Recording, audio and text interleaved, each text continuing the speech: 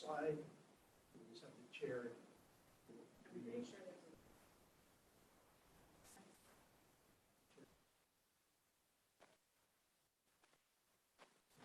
Public comment.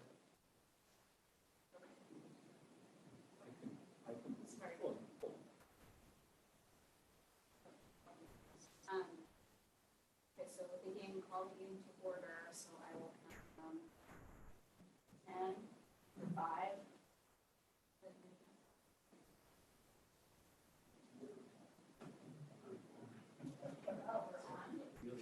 Okay, we're on. You may call the meeting. Good evening, everyone. The Thursday, October 26th, 2023, regular meeting of the Brisbane Planning Commission will now come to order. Is your mic on? Okay. Good evening, everyone. The Thursday, October 26th, 2023, regular meeting of the Brisbane Planning Commission will now come to order. Staff, may I have a roll call, please? Commissioner Funka, Aye. Commissioner Gooding, Aye. Commissioner Lau, Aye. Commissioner Patel, Aye. Commissioner Saison. Aye.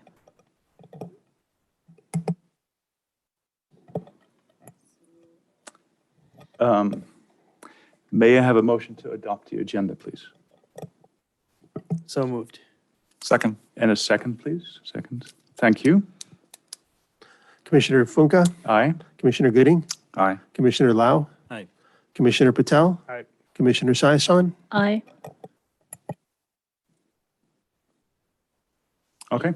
And I guess we just go through the regular agenda, even though at the end of the day we have the presentation. Okay. At this time, I'd like to ask if any members of the public would like to pull an item from the consent calendar. The staff will give some time, post the text and Zoom call numbers on the screen for members of the public to do so.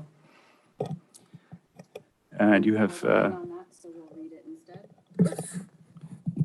So the text number to participate is 415-713-9266 or call 669-900-9128.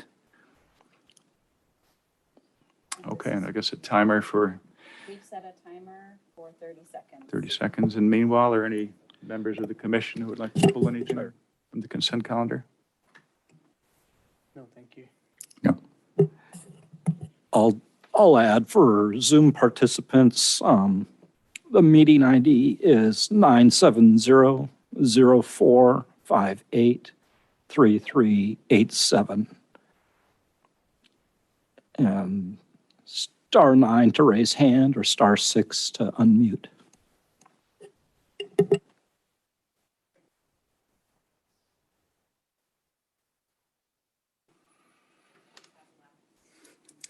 Thirty seconds are up. Mm-hmm. Okay. There have been no requests to remove any items, so may I have a motion to adopt the consent calendar as presented, please? I so move. Second? Second. Thank you. May I have a voice vote, please? Commissioner Funka, Aye. Commissioner Gooding, Aye. Commissioner Lau, Aye. Commissioner Patel, Aye. Commissioner Saison. Aye. The motion passes with 5 ayes. It's something I guess I neglected to point out for the previous votes.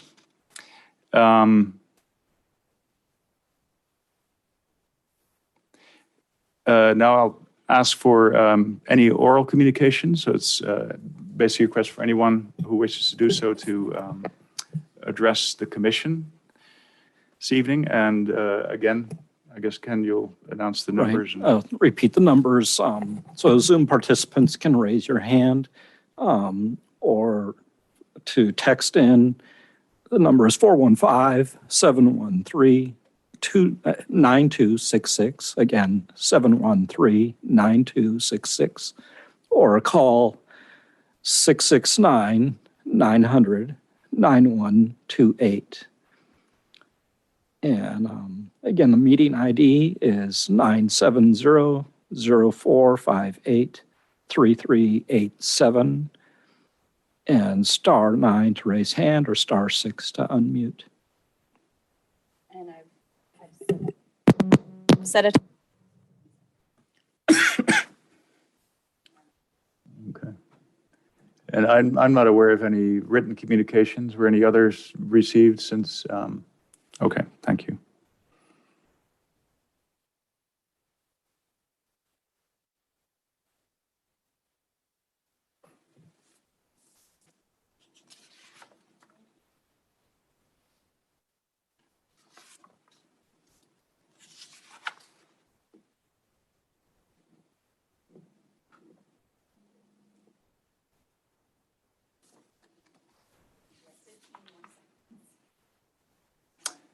time is up, is that what you're saying?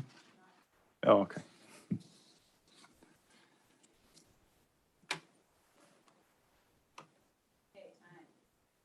All right, thank you. Having received no request to address the commission, I think that we can just go on to tonight's agenda item, which is the workshop, and I'd like to ask staff for the presentation, please.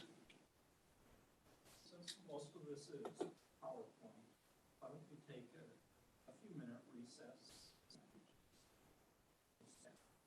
Okay, we'll stay at ease.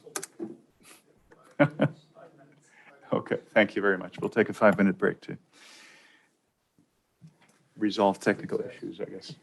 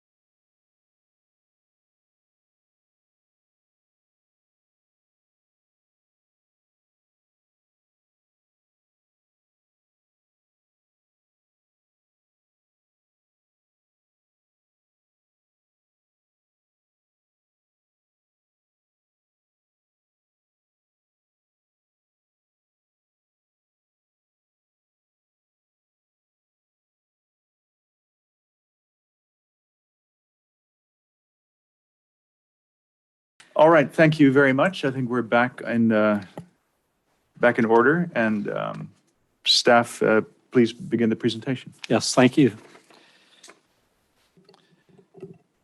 So the purpose of tonight's workshop is for the Planning Commission to review and discuss a preliminary zoning ordinance amendment to address SB 9 adopted by the state in 2021. It continues a conversation that was begun with the commission in a workshop back in June of this year, and that followed the state certification of the housing element. That workshop primarily focused on proposed floor area ratio changes and elimination of lot size minimums for multifamily or mixed-use developments. And that was as required under SB 8 from 2021 also. It also focused on some other proposed amendments related to building heights and setback exceptions. Tonight's workshop will focus on the preliminary draft ordinance to allow for 2-unit primary dwellings on a lot where one single-family dwelling would normally be permitted. Consistent with state law, this ordinance would apply to the single-family residential districts only, and this would take the form of an overlay ordinance or district for the R1 residential and RBA, Brisbane Acres zoning districts. It would not affect the multifamily, mixed use, or planned development districts. Staff's hope is to bring this ordinance and the one for the SB 478 compliance back to the Commission for public hearing by the end of this year is our hope. For tonight's workshop, we'll start with a review of some background information that includes the tie-in to the housing element, some key terms and existing code provisions for the 2 districts. Then the state has some mandatory eligibility and anti-displacement standards that are included in the draft ordinance. That's in your packet. And then we'll get into the details of the development standards. This includes those with or without a lot split. Also highlight a couple theoretical examples. Finally, we'll touch on the urban lot split procedure for those who choose to do a lot split under the ordinance. Also note that while I show Q&A at the end, along with discussion, you can stop me at any time if you have questions, workshop, and feel free.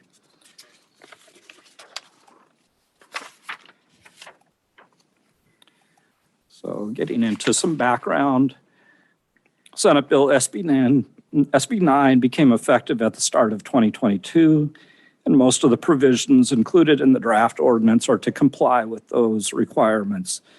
Although the bill also allows for jurisdictions to establish objective standards as long as they don't preclude development consistent with SB 9. The city also planned for this ordinance and the housing element adoption, and so it was included under the goal to facilitate and support production of housing at all income levels. This just shows the zoning map. Hopefully you can see that okay. The kind of brighter yellow is the R1, and the yellow up along the edge here is the RBA district.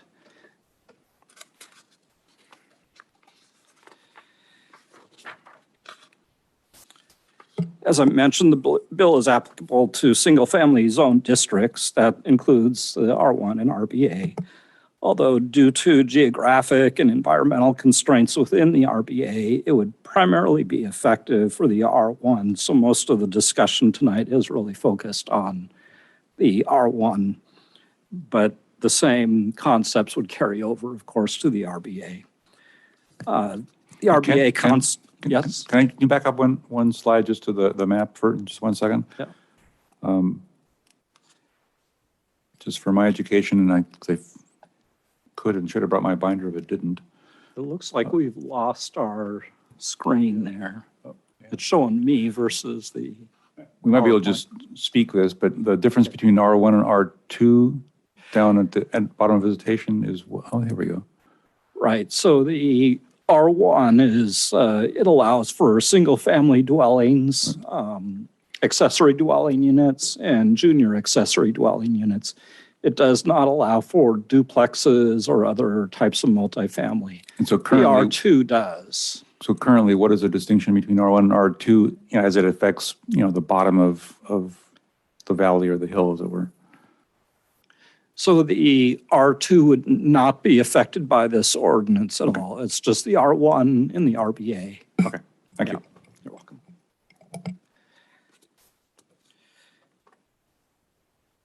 So again, due to constraints within the RBA, it's really primarily for the R1, and that constitutes the bulk of central Brisbane's land area. Does not include mixed use along Visitation Avenue or the multifamily zone sites such as along San Bruno or that R2 zone that we just talked about.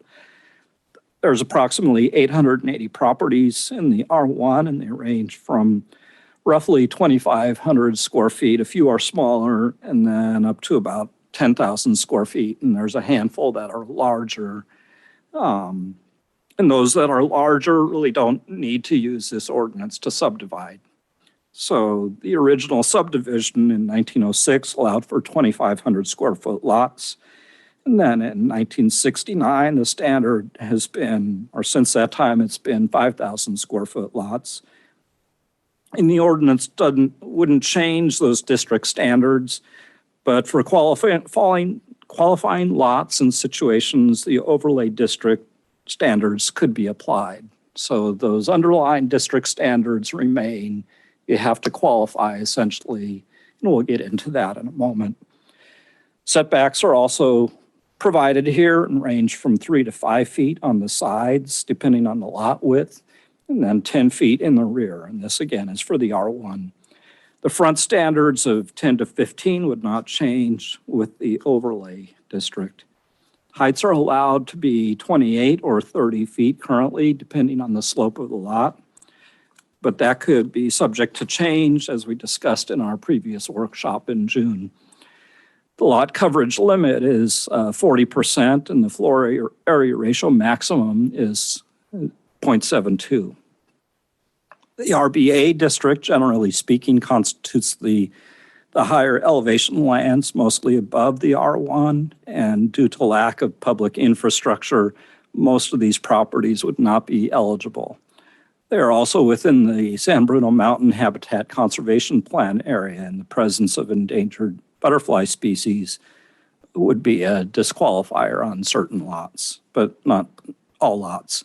That being said, there are some lower elevation lots that may be eligible to utilize the ordinance. Generally speaking, the lots in the RBA are closer to a half acre in size, 20,000 square feet, but there are some exceptions. Lot sizes could be reduced by cluster development or density transfer. One other notable item is that the defined ridgeline lots are currently subject to a design permit. Fairly recent examples of this are the 3 lots that have been developed along Thomas Avenue. And we'll come back to that design permit requirement towards the end. So moving on to accessory dwelling units or ADUs and junior accessory dwelling units. The municipal code has a chapter dedicated to regulating these types of units. And a few highlights to note: they are allowed by right in both districts. There is no minimum lot size and no parking required, generally speaking. There are some areas in the Brisbane acres that are further out that do have parking requirements, but for the most part, all of the R1 does not have parking for ADUs or JADUs. One of each may be constructed on a lot along with a single-family dwelling. JADUs are always attached to a single-family dwelling. ADUs may be attached or detached, except if there's also a JADU, then the ADU must be detached. There are size limitations on each, with no more than 500 square feet for the JADU, and generally 800 square feet for ADUs, and a limit to 16 feet in height where it's detached. Otherwise, if they're larger, they can go up to 1,000 square feet, but then they count against the floor area ratio limit. And so effectively, it reduces the size of the single-family home that could be built. So there's a lot packed in here, and if you like, we can return back to that later.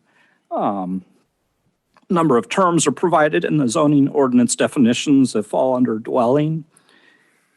We would also be looking to add primary dwelling unit and main dwelling unit under the definitions chapter. This would be consistent with the state's use of the term primary dwelling unit. which doesn't currently exist in our ordinance.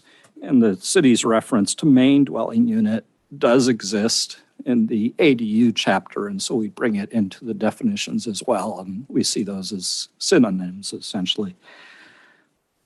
Also, this was not mentioned in the written staff report, but we'd also update the definition of JADU consistent with state law.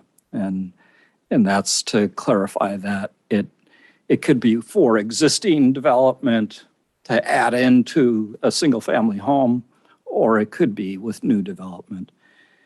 And we'd include the terms two-unit development and urban lot splits in the proposed ordinance as shown on the bottom of the slide. Essentially, a two-unit development would have two primary units, and an urban lot split is splitting one lot to two using the provisions of this ordinance. That is different. Again, I mentioned this, but it's different from a lot split that could already be allowed consistent with the district standards. That would be to create two lots of at least 5,000 square feet. And in this case, a person may split a smaller lot that would not otherwise meet those minimum size standards.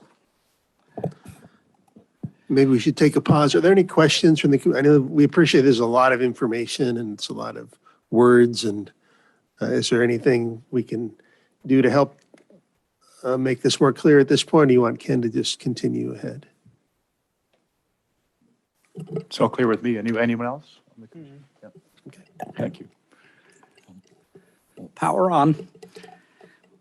So this graph was provided in your staff report and simply shows the distribution of the approximately 880 lots in the R1 district by their sizes. The average, not including those above 10,000 or those below 2,400 square feet, is approximately 4,500 square feet. Including those at the different ranges really doesn't change the number all that much, but for our purposes, I took those off the ends. And then eligibility and anti-displacement. The state law provides certain standards for eligibility under SB 9. As I mentioned, they must be in single-family districts only. The owner may not have withdrawn accommodations for rent or lease in the last 15 years. The subject property may not be recognized as a historic property or contain a number of conditions such as habitat for protected species, wetlands, and a number of others. And it may not have already used the urban lot split provision, so we can't have a serial splitting situation.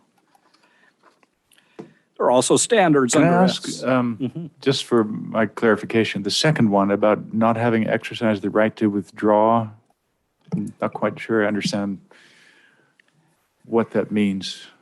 From rent or lease within 15 years? Yeah, so this is out of the state's code, essentially, that the owner would not. And I might have to come back with you with more details on the nuance of how that code is written, If I can, exercising. if I can venture a guess, my thin knowledge of landlord tenant law is that many rent control ordinances have provisions where a landlord can take a unit out of the market, so to speak, for reasons of their own, their private reasons, family reasons, and it does affect the eligibility, whether those units stay under the umbrage of the rent control ordinances or not.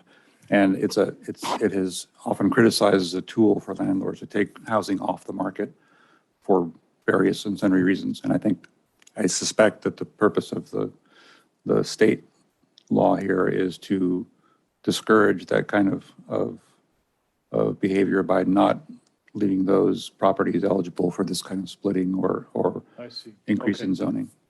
Yeah, because you lose some flexibility. Yeah, that was kind of long-winded, but I think that's what it's about. Right. I had Sounds correct, yeah. one other question, which is these criteria or things you're putting up here, these are all mandated by the state law?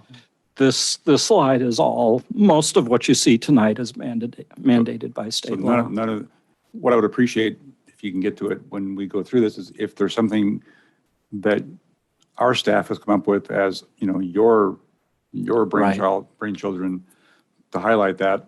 There are a couple at the end. That's kind of the only objective stuff we can really standards. tweak, as I Right, understand it. right. Otherwise, it's more kind of packaging it into Yeah, the rest a- are just, kind of wordsmithing what the state makes us do, which is fine, Right. but knowing that distinction would be helpful, so thank you. Yeah, I'll call those out. Thanks. Yeah, thanks.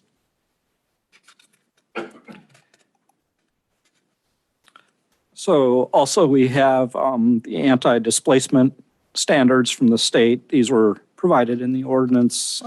Essentially, development cannot result in displacement of tenants from affordable units or even alteration of a dwelling unit that has been occupied by a tenant in the last 3 years. Now to get into the draft development provisions provided in the overlay districts. If the eligibility and anti-displacement provisions can be met, the overlay zoning provisions could be used to allow for 2 primary units where only a single-family dwelling would otherwise be permitted. Additionally, JADUs and ADUs would still be permitted. So including the accessory dwelling units, the unit count could go from 3 to 4. And there is some nuance to that we'll discuss in a moment, but the key takeaway at this point is the total unit count allowance. There are separate standards for keeping the lot as is, referred to as a 2-unit development versus doing an urban lot split, and we'll also touch on that. So the provision that would apply to either with or without a lot split are that the city would allow for at least 2 primary units or 4 total units. The primary units must be allowed to be at least 800 square feet, regardless of the underlying district standards. The city may not require setbacks to be greater than 4 feet from the side and rear lot lines. The city may not require more than 1 parking space for each primary unit. And with a lot split, the lots are to be roughly the same size with a range of from 50-50 to 40-60 ratio. The development types on each may be different though. For instance, a single-family residence and an ADU may be on one resultant lot and a duplex on another. Without a lot split, there is no lot size minimum, and 1 ADU may be associated with each duplex unit for the 4 units in total. May I jump into one quick question? Because I was going to ask later on about the parking issue, and maybe I can derail my own line of questioning with a quick one, which is do I understand correctly that the state law, recently enacted state law, now limits what we can require? We can require no more than 1 off-street parking space for each primary dwelling unit, That's correct. regardless of what our ordinance previously said about all this. That's correct. Because we have a sort of stair step for X number of square feet. It's 1 for more bedrooms. It's 2 up to possibly 4. Right. And that's all usurped or Well, it's under the ordinance it would be, but we're not changing the parking standards for. So it'd be if under the overlay ordinance it would, but not under the regular. Yes, so the primary units would be 1 parking space off-street per unit. Whereas, as Commissioner Gooding is bringing up, we have other parking standards that would apply, say, to a single-family dwelling currently.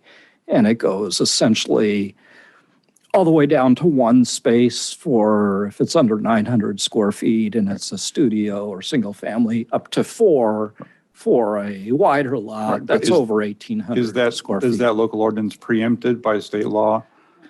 It is not. So when does which apply? I'm now confused. For this ordinance, this is an overlay. So if they are invoking SB 9 or our ordinance, compliance ordinance, to develop a lot, yes, that would be the requirement, is what the state requires is 1 unit per, or 1 space per primary unit, not the parking ordinance as it is. Yes. Can I ask you a quick question as it relates to that? Just things that people can do. So let's say under SB 9, you can split your lot, right? So you can do a lot split technically. Each of those, would that mean that each of those lots would then require any housing on it to just have 1 parking spot? Not necessarily. Or one. So if they did a lot split and you had a duplex, for instance, that's 2 primary units, so they would have 2 parking spaces for that particular lot. And the other lot would also have a primary unit, at least 1, or they're not doing, or they're not using SB 9 because they're not developing. But that would also have, say they had a single family home on that other lot, that would also be a space for And that'd that. be 1 space. So you'd have 3 in that example. What would happen if you had a lot split? So now you basically have 1 lot that has no house on it. It's still yours, but you split your lot and then you keep your house on the other lot. Would the parking requirement for your house then become 1 spot? Right, if It's a you, single-family yeah, so house. you have a single family home, Yeah. you'd, depending on your parking situation, perhaps you have 3 spaces already on your lot. Then you have essentially surplus parking, and we would recognize. Could you then Yeah. just remodel your house and just make it so it's a bigger house, but it just has 1 parking spot? Because you've now done the lot split under SB 9 and it only requires 1 spot.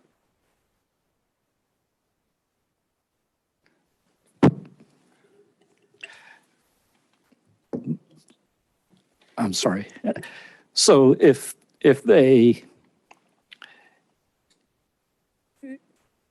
you don't mind repeating the question, sure. sorry. So let's say we do a lot split under SB 9 and you don't have, and you have your single family house.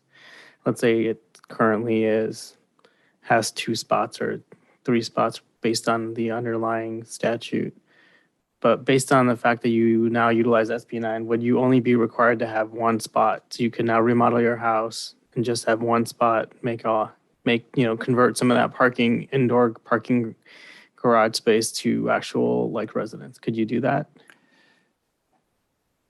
Yeah, so I would see that if you're, and this might be something that we need to explore a little bit further because we have other provisions that regarding additions of 400 square feet or more on a single family home. But my thinking is that once you've invoked SB 9, you have essentially, you can increase the size of your home within the limits of the FAR. And then get rid of the underlying parking requirements that we have under the Brisbane statute. I think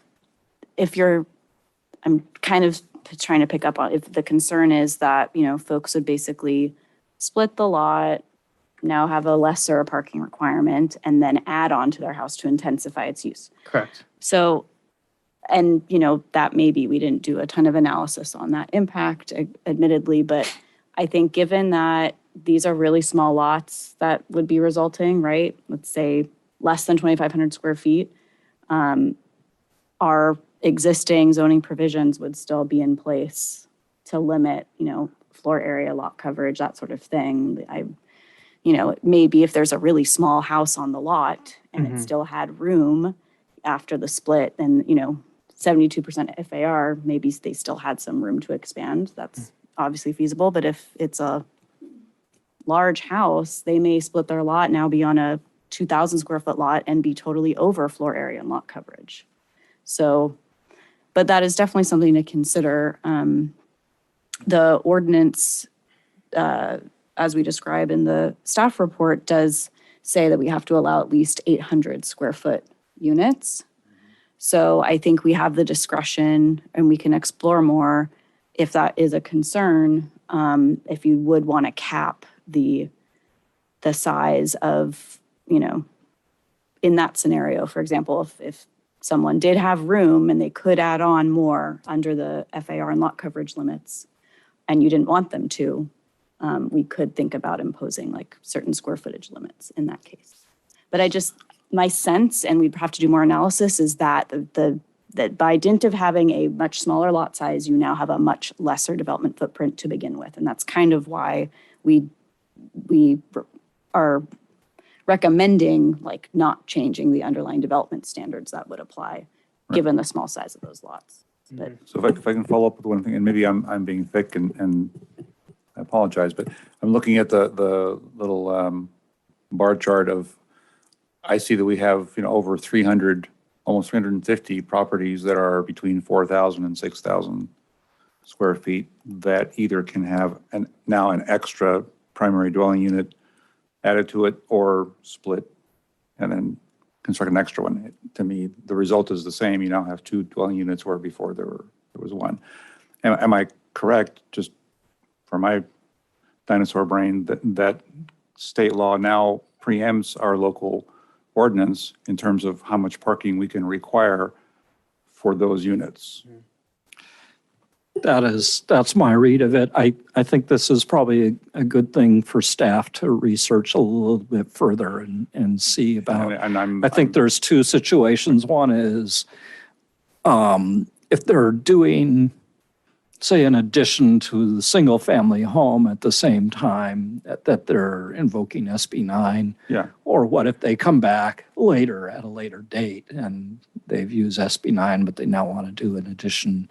And I'm beating this horse to death because R1 is already anecdotally suffering extreme parking stress as it is. And so I think people are going to be, hypersensitive to what this does to what this kind of increase in density is going to do to an already bad parking situation. And it may be mandated by state law, and if so, so be it. Right. I just think we want to be clear that we're not doing this, that we're essentially under the gun to get this done. Mm-hmm. And I think that's a distinction I would like folks to understand. Right. Thanks. We'll explore this some more. Yes. I just want to ask a totally different question. Under the SB 9 there, they said that there are setback rules and whatnot. Brisbane's, we've seen so many different buildings in Brisbane that are kind of quirky. They've been around forever and they don't meet the setback rules just because they've been here since like 1930 or whatever, and they don't. So if you have a non-conforming property and people want to use SB 9, how does that work?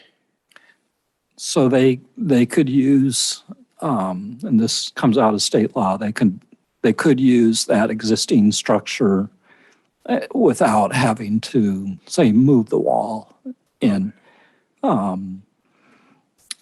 I wouldn't see that they could expand on the nonconformity though by, say, adding on within that 4-foot setback area. But they could use that existing structure. You could go up, let's say you wanted to add an ADU or a junior ADU, you could add up, even though you couldn't. No, that would be increasing the nonconformity. So if they're in that setback area, they couldn't increase, so they couldn't go up or they couldn't go out, say, behind or in front. If they're still in the setback, they can tuck it in so it's interior to the lot and be out of the setback area though. Got it. Good I have questions. other type of question for,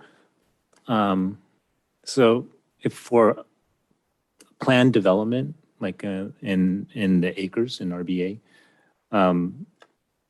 if like, for instance, let's say, for example, if there was planned development for four units in large lots, could that developer now use SB 9 and basically double? So, those units? SB 9 is intended to be used for lot splits by a single property owner one time for one property. It cannot be used serially to affect, like, if there's, for example, a subdivider, a single entity that is subdividing property, couldn't then exercise SB 9 on multiple lots. So if there was a developer who's, let's say, developing, multiple lots at one time, would they only be able to use it towards one lot or? If all the of developer's going to live on one of the lots for up to 3 years. those? Oh, they have to be. If not, then no, there are owner occupancy requirements that apply to lot splits. So not only are they limited to one property owner one time for one property in the city, they also require owner occupancy for at least 3 years. So it's very intentional to prevent serial subdivisions for commercial purposes. It's intended to help homeowners and provide for infill development, not for, greenfield development. Thank you. thanks, John.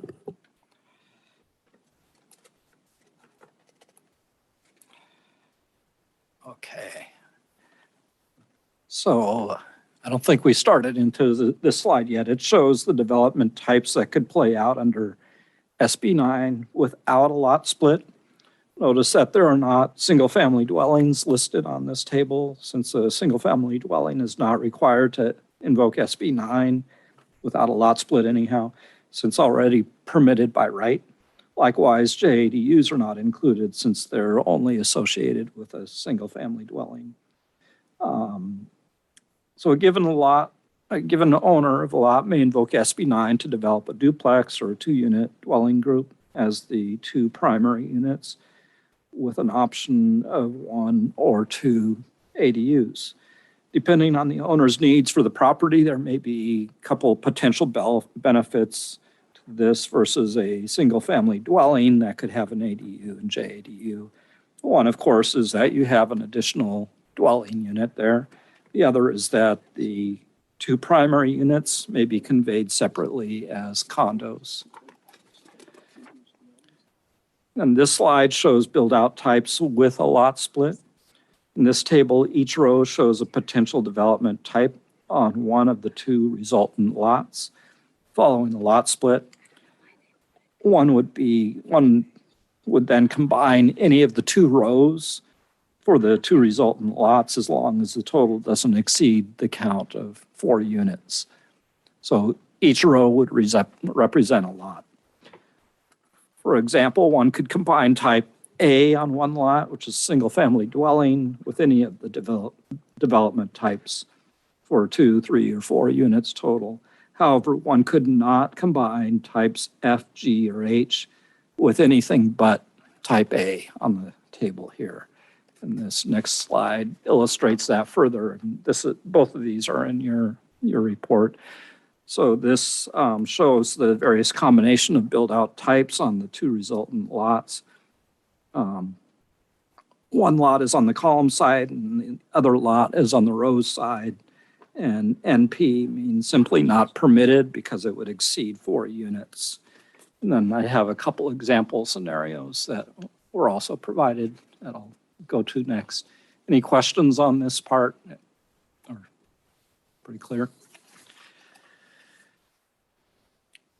So hopefully you can read that okay. The slide provides 2 out of the 6 examples that were given in the staff report. Both of these are based on a lot of 5,000 square feet. In the first case, it's without a lot split, and then the second is with a 40-60 ratio on the lot split.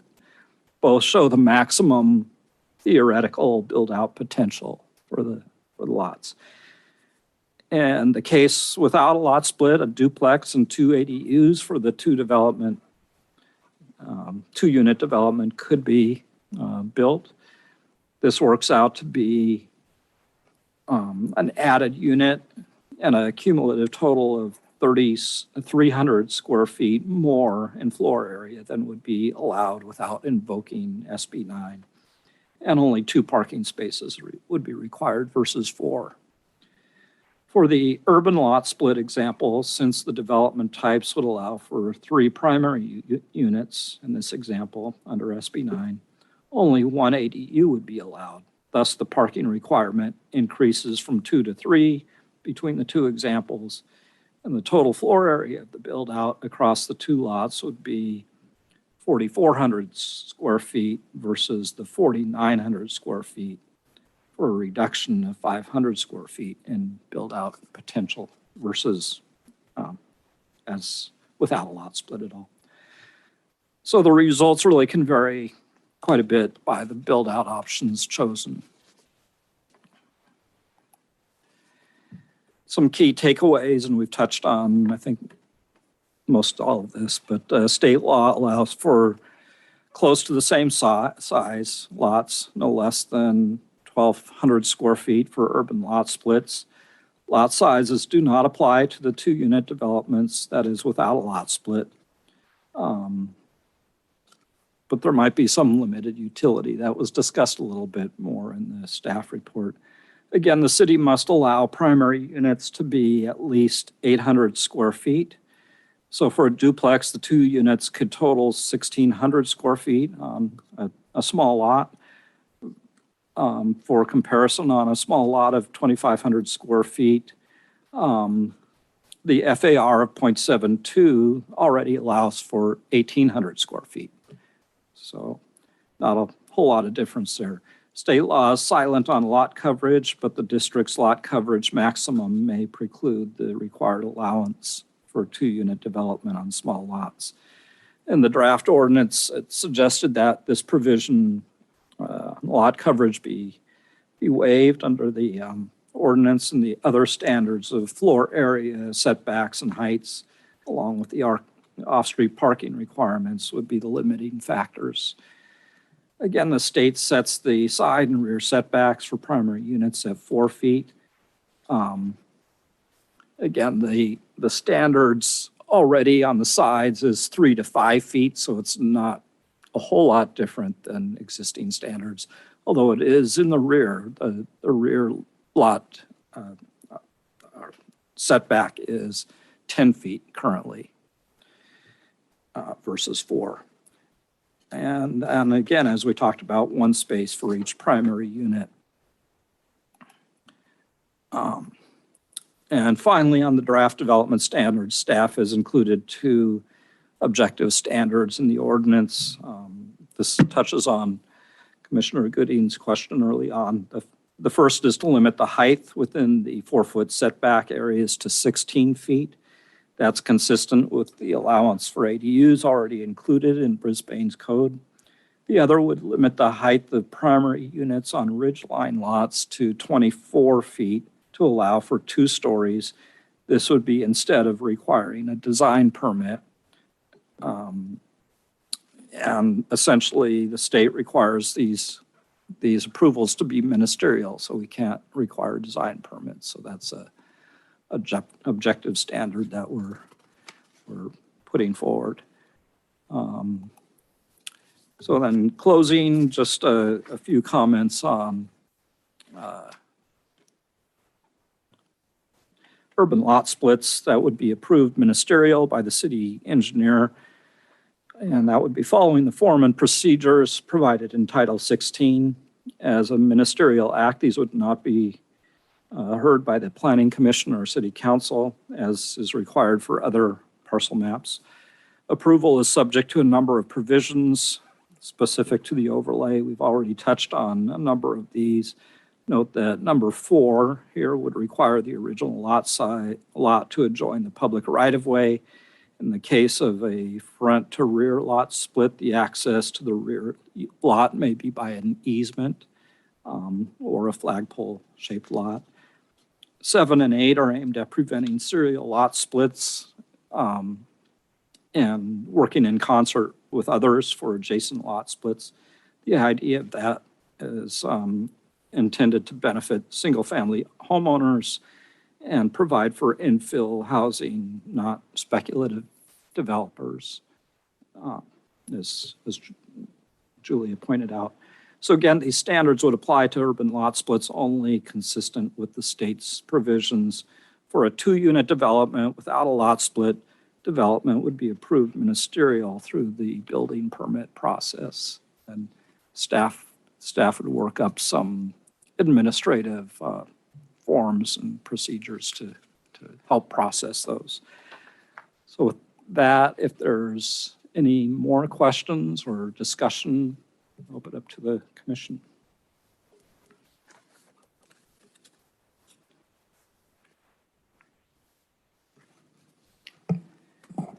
So what is before us tonight exactly?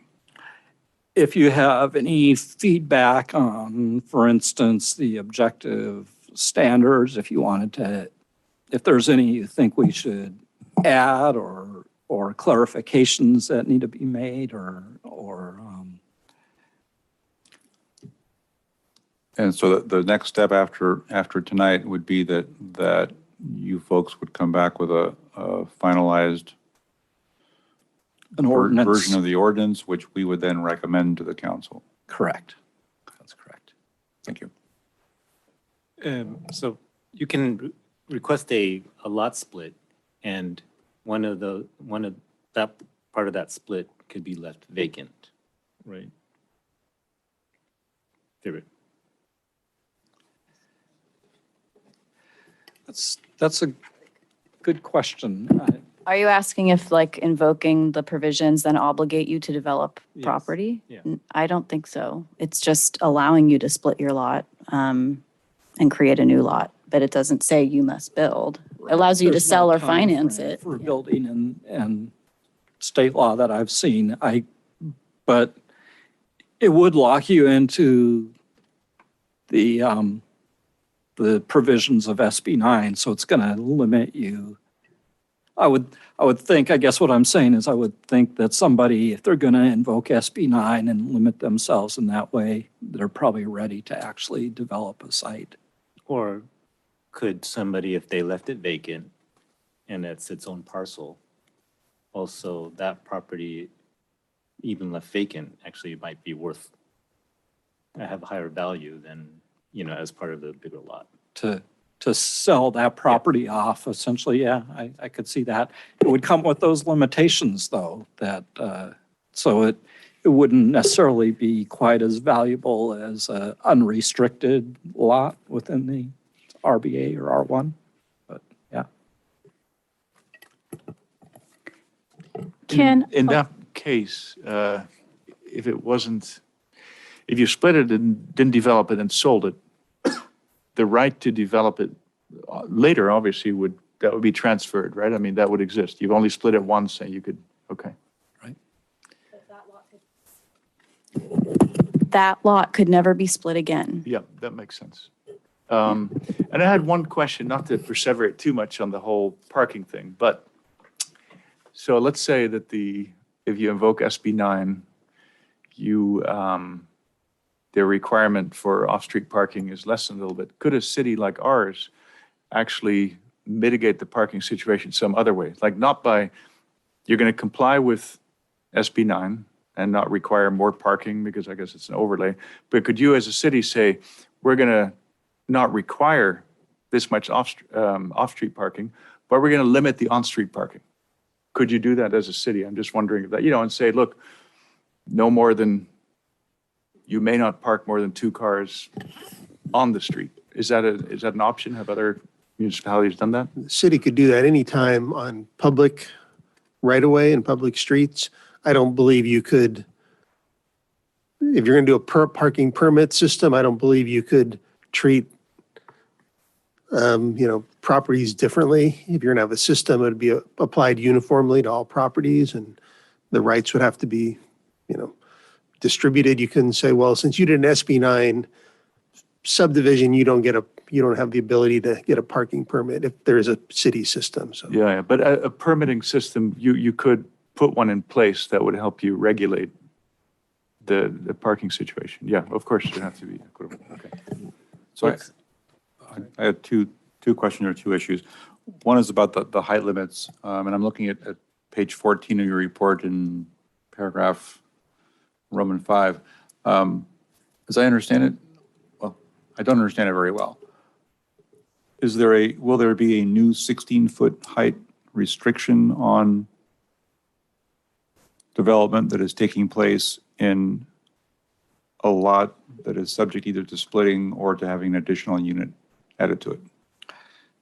So the intent of that standard, and again, that's something that's a objective standard that we're suggesting, it's not in state law, is essentially if they're using SB 9, that portion of the structure that's within that side setback area needs to be limited to 16 feet in height.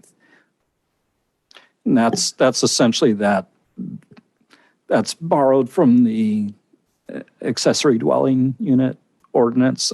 That's where staff got that. Ken, But can you clarify when you say you can't build within the setback, so what portion of this building is subject to that height Right. restriction? Yeah, that was going to, thank So- you, that was my question. So assuming, say, the standard setback for the lot is 5 feet versus 3 feet, and the state is saying you have to have allow for a 4-foot setback. Well, you've got a foot there difference, so that portion that's within the setback Okay. between 4 and 5 feet would have to be limited to 16 feet in height. It's probably more meaningful in the rear yard because Right. the city requirement is 10 feet and the state requirement is 4 feet. So Right. Okay, gotcha. Okay, all right, thanks, that's sort of helpful. And this then- doesn't affect the front setback, right? That's still be our, whatever, 10 to 15 feet, is that right? Right. So there's no provisions in the overlay for front setbacks. Okay. Nothing in the state law. And so the district standards would apply there. And lastly, maybe not lastly, but nextly, on the parking issue, one last time. Do I have this sort of right? Is this a kind of the correct way to pose this, that on the relatively smaller lots, that, 2,000-3,000 square feet lots, because we already have limitations about area coverage and lot coverage, the state's limitation on our requirement for parking spaces may not have a real big impact because they couldn't put a lot of parking spaces there. They couldn't fit parking spaces anyway. But as the lots get bigger, 4,000, 5,000, 6,000, there's going to be a bigger impact to the state's preemption of our ordinance that we can only require one parking lot. Before these state laws, we could require 2, 3, up to 4 parking spaces. We will now no longer be able to on these larger lots, even when they're split down to 2,700 feet, let's say. Yeah. We could have, before this, we could have required 2 or 3 parking spots. Now we can only require 1. Do I have it right? Yes, but it's tough to generalize because it really does depend on what's being developed. So Sure. Yeah. say you have a 7,000 square foot lot and you decide to split it and do 2 duplexes. Well, that lot would have a requirement of 4 parking spaces because you have 4 primary units across the 2 lots. In that case, it's no different than the 4 parking spaces that would be required for a single-family residence of, over 1,800 square feet. So, Just to piggyback on the parking situation. So let's say you do subdivide a lot under SB 9, and let's just say it's like a square or rectangular lot, even though many in Brisbane are not. And now you have 2 single family houses, let's say, on those 2 lots. Would we then the city would then be sort of taking away what could potentially have been a public spot and making it into like a private spot for the house, right? I'm just saying, like, logistically, like SB 9 will maybe take away public parking, because if you split a lot and allow for parking, that parking spot goes away from the public, it becomes private. so you would have 2 driveways presumably, and Right. that essentially could result in a loss of a parking space. So in anticipation, let's say once this ordinance is passed and we see people making use of it, is there a way for us, or will we be tracking that so that we can prepare, let's say a certain neighborhood is getting a lot of applications for this lot splitting, so that we're mindful of that and maybe, start thinking about, wow, maybe for this street or this neighborhood, we should do permitted parking, start making restrictions rather than, wait for this onslaught of parking problems to occur. So, I think it would be a good idea for us to keep track of it, and you kind of maybe come to us or whatever and let us know, if this is a potential issue in this neighborhood. Yeah, we'd certainly be keeping track of development of these sites. And yeah, right, yeah, in the annual update report on housing element programs implementation, we'd be tracking that. We also, it's now a required line item now. So the city will be, in its housing element annual report, like Ken was saying, we're going to have to report any, and I do want to clarify, this is current state law that has been in effect since 2022. And we've already processed, I want to say 3 lot splits. They haven't been recorded yet for various reasons. Mainly that we actually are allowed to require upgrades to existing structures on properties where a lot line is now all of a sudden, 4 feet away from a building wall. Anyway, so I just want to make that clear though. We've already accepted applications and processed for at least 3 of these lot splits. So in either, amongst you folks internally or in the planning community, what do you folks envisage being used more? An owner of a relatively large lot simply increasing the density by putting one more dwelling unit in there, or lot splitting? I mean, what's the market gonna lead to, do you think? If I had to take a wild guess, I would I would probably say I would lean more towards the 2-unit development because it's a simpler path. But as you get larger in size on the original lot size, you might be tilted a little bit more towards splitting it.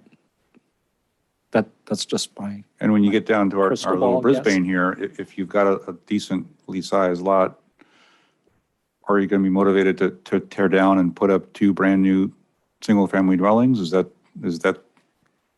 the path of least resistance, or something else that I can't envisage?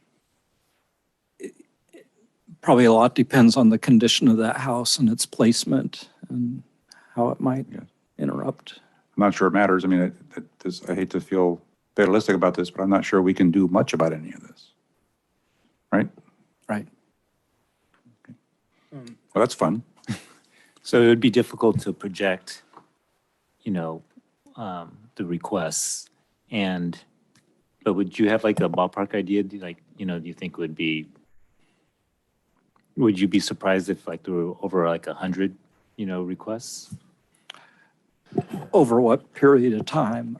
I guess. Even I over would a couple ask. years, and could you use those numbers? They're probably very small, but let's say we had to do the housing element in 2 or 3 years,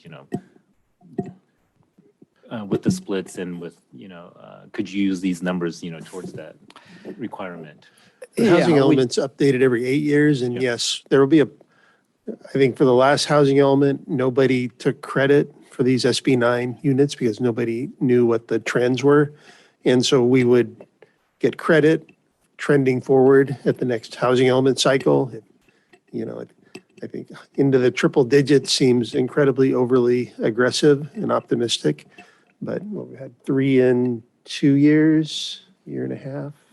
And we have And more interest. more interest now, but it's not even into double digits at this point, so. Can you, if you do an SB9 split, can you put a single family house on there and then also put an ADU? Sorry, you may have gone over this. Right. So an example might be on one lot, you do just a single family home. Yep. And then on the other lot, you do a a duplex and an ADU. Mhm. Well, that first lot with the single-family home, that's it. It can't do an ADU. It's limited by deed restriction Oh, I see. going forward. But on that second lot where you have a duplex and an ADU, I'm just gonna ask, and this is all very new. So how will AB 1033 interplay with SB 9 in terms of selling an ADU and all that stuff separately? I think we're still looking at that. I don't know. Well, AB 1033 authorizes the city to allow separate conveyance or sale. I see. It doesn't require us I got to. it. So we are going to study that bill. We'll bring that to you guys to discuss. But yeah, it doesn't obligate us to do that. I had misunderstood. I thought it, once again, you know, it's the state. So I was like, oh, they're probably gonna force us to allow sale of ADUs. It may come to that next. Following on the questions from Commissioner Sassen and Lau, I'm wondering, so there's, of course, you want to anticipate and you'll report out, how many requests there were under SB 9 every year. But I wonder if Brisbane would ever consider doing, of other communities have doing a study, like if every eligible lot did it, that would be maybe a worst case scenario over a certain amount of time. What would the impact be on Brisbane from different perspectives? So I wonder, an ordinance like this creates incentives, right? What if everyone took advantage of it? What would happen? What would be the impact on Brisbane? And I wonder if that's a study that you've considered doing, or or what's a probable scenario? I think what probably makes the most sense with that, I think you raise an interesting, kind of a provocative question. It's an interesting question. But the city's overall general plan is due for a comprehensive update, probably post-Baylands. So I think that will be the next one of the major planning endeavors. And I think that would be the time to look at that sort of longer term implications of these kind of development scenarios with these new state laws that weren't in effect when the general plan was first adopted. And then you could look into things, public service impacts, infrastructure impacts, et cetera, in a more comprehensive way. And that probably makes more sense than just picking this particular law, because there's probably another suite of laws that will come up in the next 3 years that could tip the needle even further than SB 9. Who knows what the state will come up with. And so I don't find a lot of value in sort of honing in on this one particular bill's implications. But in terms of longer term general plan, absolutely, that's a great idea. I wanted to follow up on what Commissioner Patel asked you, and I wasn't sure what the answer was. So he said that if someone had a single family home that currently has 2, 3, whatever off-street parking, and then they did a lot split, and then so that home would now be only required to have one parking space, correct? And they could correct. convert their current parking space into, a room that they can live in. Is that correct? Potentially, it would depend on where those parking spaces actually are, that they're, not within setback areas, for instance.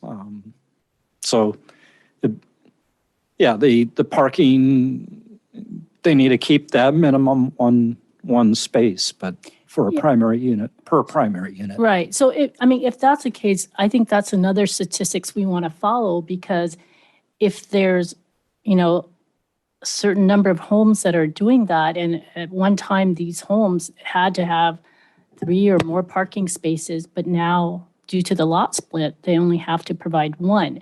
So we're losing a lot more parking spaces. And maybe we need to keep those statistics to see, what, kind of keep track of what our problem is going to be like. Is there, and to follow on that, could you as a city say, yeah, you've got SB 9, these are the parking requirements, but if by exercising your lot split right under SB 9, you take away a public off-street parking spot, there's no room for that.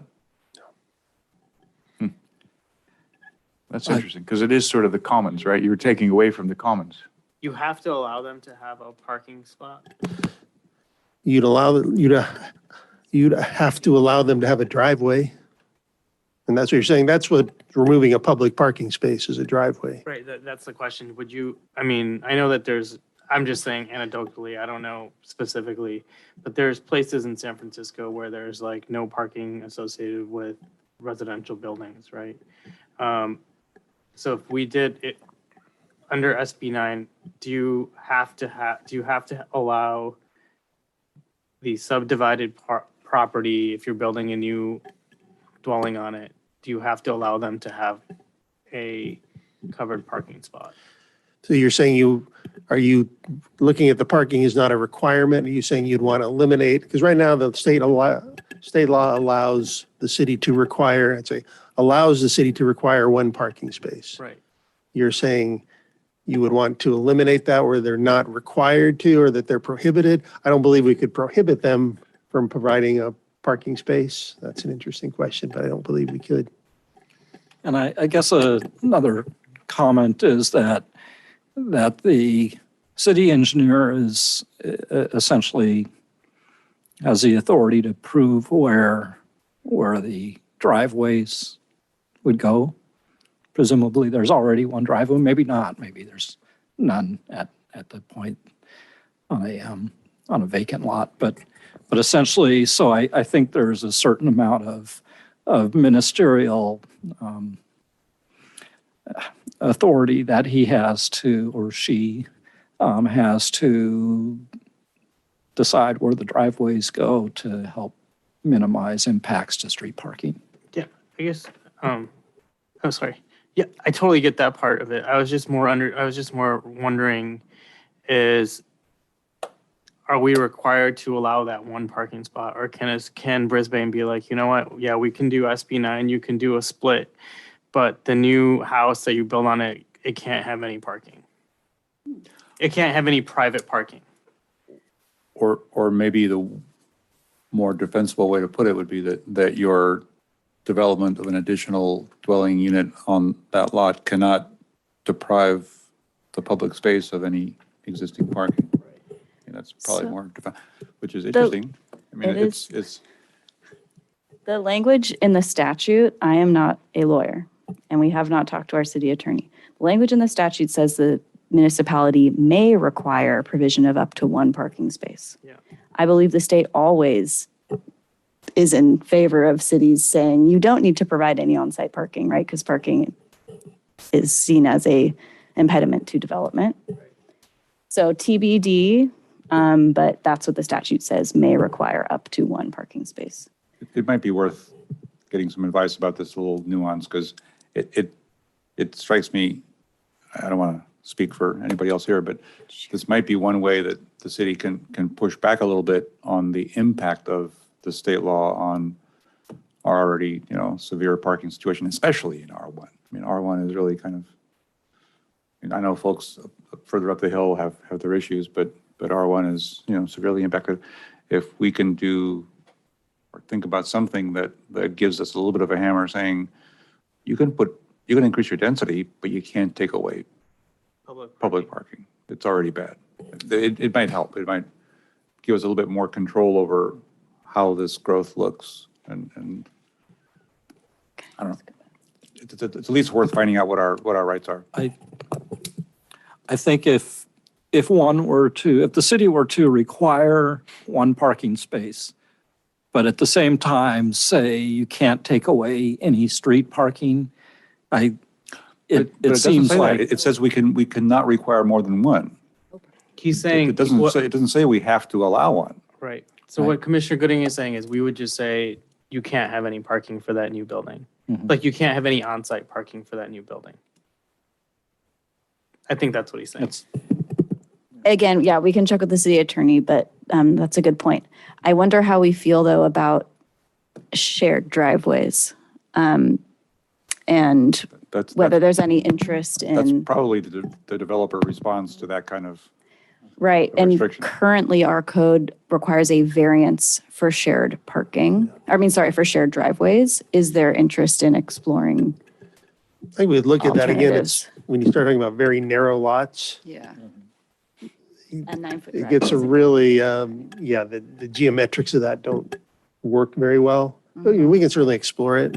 I mean, and the other idea of can we basically put a parking maximum of 0?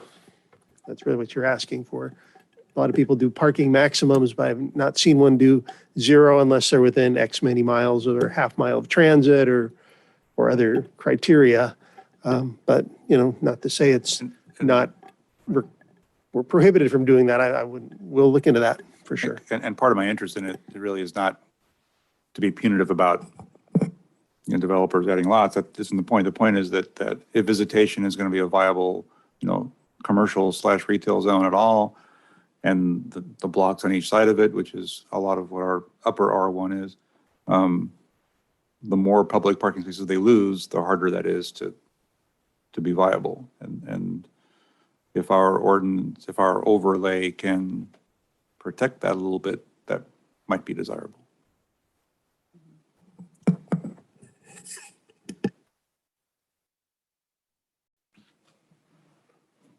I just think I've reminded this whole discussion of a book for further reading in case people are interested. It's called How Parking Explains the World by Henry Grabar. But it is about this whole parking dilemma and how it's driven housing policy in America, which I think it'd be an entertaining read. We can have a book club one night. Anyway, are there any more questions from any commissioners? And so the next steps, I think you summarized them, Commissioner Gooding, like what they would be, like staff would come back with a. I guess the staff brought this to us to see whether we had any feedback or specific, tweaks or needs for more or changes or whatever. I don't personally have any other than this one thing we just discussed about finding out what the limits are of our authority to kind of be draconian about the impact of development on public parking. I have no other tweaks. So would you guys come back and tell us about the parking before, or would we just, how would that work? Yes, I think we could go 2 different paths, and maybe this depends on what we find out, studying a little bit more, talking to the city attorney, but either to come back with a smaller study session, more focused on your questions specifically, or bring it back as an ordinance in which we, at the same time, address your questions. If you're happy with it, you can adopt the ordinance or continue it and adopt on another night. So I think we could go either way, and staff will research and come back. I don't want with to be you. annoying, but I think I'll just say, I think I'd prefer another study session with the parking questions answered. But that means, we have to do another study session, so I'm also okay if everyone overrules me and says no. I think I'd be in favor. There were a lot of questions. Most of the questions were about it. I think you clarified all the other questions we had about setbacks and things like that. And I think this is, we can all do a little bit of background study on it as well. Yeah, I think R1 kind of deserves our utmost attention on parking, because this is going to, I get that so far there's only been a small handful, but I suspect there's going to be a domino effect once it gets clarified and once the ordinance is really in. I would not be surprised if it increased. And I wonder, I don't know, this may be a crazy thing as well, but isn't there another commission called Parks and Streets, or Streets and something? And I wonder if it should be a joint study session, because they're also impacted. I don't think, is that Safe Streets? is it Safe Streets or? Complete Streets. We can look, they've already done a lot of initiatives as to public parking districts and street parking, and we can certainly update you as to where those efforts go and how they may interrelate. Yeah, well, that'd be interesting. I guess I should be more informed about that anyway. So I guess we're leaning toward one more study session? Yeah, I think so. I would support the suggestion. Okay. Yeah. Yeah, I think so, because if we are leaning towards putting that kind of limitation that if you're going to lot split, we're going to prevent the other house from having its private parking, we're then going to put pressure on street parking. So we're probably going to, any street or neighborhood that's going to have that will probably want permitted parking because then you're gonna see a lot more people than on, if we're not giving them private parking, they're gonna be parking on the street, so. So yeah, we should talk more about that. Okay. Sorry, and did you guys want us to do any follow-up on some of the questions about, once if a house on an existing lot is split, but then that house wants to expand in size, like, did you want any sort of study on like how much danger there would be of like a really large house basically being built with only one parking space? Like, did you want any analysis on those potential impacts based on like different lot sizes? Or is that just? Not me. Yeah, I think that would be important too, sure. Okay. Yeah, I think potential impacts in general, I guess what was my question about the idea of doing a study, like what is the potential impact of this at some likely rate of people asking for this? What's the impact? And seems like an important question. In some ways, our hands are tied. Here's the ordinance, take it or leave it. You got to do it. But I think it would probably be good to try and project how would we be impacted? And to some of the points that have been raised, what is our discretion to influence it a little bit? Are our hands totally tied, or can a city do something to moderate the impacts? Sounds good. We'll bring it back. Yeah. Well, thank you very much. I think it was a great discussion. Thank you very much, and a great presentation, Ken.